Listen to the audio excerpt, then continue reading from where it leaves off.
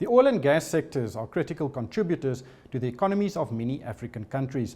For many, these sectors represent the cornerstones of economic activity and GDP growth. These sectors also attract significant exploration, refinery and expansion investments which support other related economic industries. With me is Sandile Mbulawa.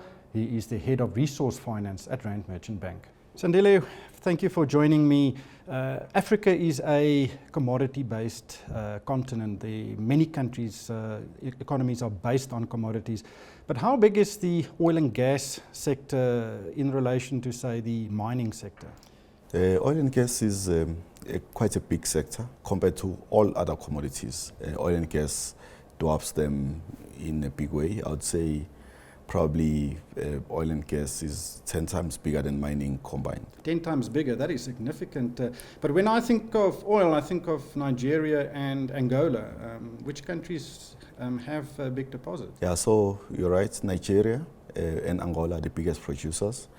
And oil is a big contributor to those two economies. It contributes about 10% to Nigeria's GDP and contributes about 30% to Angola's GDP. But you've got other producers like Ghana, like Gabon, like Congo-Brazzaville, Cote d'Ivoire, even Liberia. But that's mostly West Africa. In East Africa, there's an emerging oil region. So Uganda, Kenya, Tanzania, and of course Mozambique, when it comes to gas, are emerging countries when it comes to producing oil and gas. Is this sector growing in Africa maybe faster than other mining activities? Yeah, so oil and gas is growing massively. So if you think of Mozambique, there are three very large gas projects there, and they will contribute about $70 billion to foreign direct investment. And if you think of Mozambique's GDP, currently it's about $14 billion, so this is like 5 times Mozambique's GDP.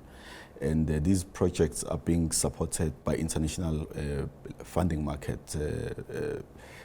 We see lenders from China, from America, from Africa, from Europe, so from everywhere across the world. It's a big growing area. I would imagine foreign direct investment into African countries would focus a lot on the oil and gas industries. Yeah, so the gas projects have attracted the biggest foreign direct investment in Africa in history. So this is a big focus area, and it will create a lot of regional development as well. Sandile, can you just give us a few examples of big projects that have been successful? The biggest projects currently are happening in Mozambique. We've got a project with the Coral floating LNG. You've got a project with ExxonMobil called Rovuma. And you've got a project with Total called Mozambique LNG. However, even in Nigeria, you've got big projects with Nigeria LNG coming up. And in Angola, you've got a big project called Angola LNG. As you can see, the theme is more around the LNG, liquefied natural gas, when it comes to these big, massive projects. How big would they typically be? They range from, I would say, Coral is about $8 billion, and Rovuma and Anadag and Mozambique LNG are each about $30 billion each. So massive projects. $30 billion. $30 billion. The oil price is traditionally very volatile. How does that impact the activities in those markets you've described? So the companies generally take a long-term view on when they make these big investments. So it does impact the timing of the investments, but in general, companies take like 30, 40-year views. So it does impact it, but it doesn't stop the investments. What the drop in oil price does, though, is it creates second and third order effects in major oil producing countries like Nigeria. So in the previous downturn in oil price, we saw like Nigerian banks go under a lot of stress, and they had to work out a lot of the exposures on their balance sheets. But with the oil price having come back somewhat, those pressures are being reduced.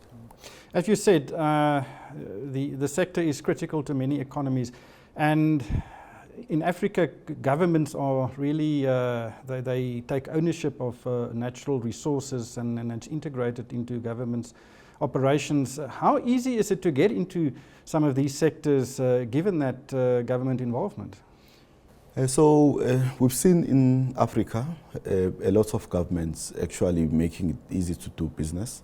So the agreements that the oil and gas companies have entered into with, for instance, the Mozambican government make it quite easy to do business in Mozambique, and even the taxes that the government will earn from these projects make the balance of distribution of benefits to be quite fair between the companies and the government and the people of those countries. Sandile, there are many opportunities, so I imagine there is significant competition to be part of such deals. Absolutely. The international companies come and invest in these countries, and that creates a lot of ancillary business for local companies, so like services, industries, all the way from security to catering to engineering. So it's beneficial for both the international companies and local companies. RMB is a big player in this market.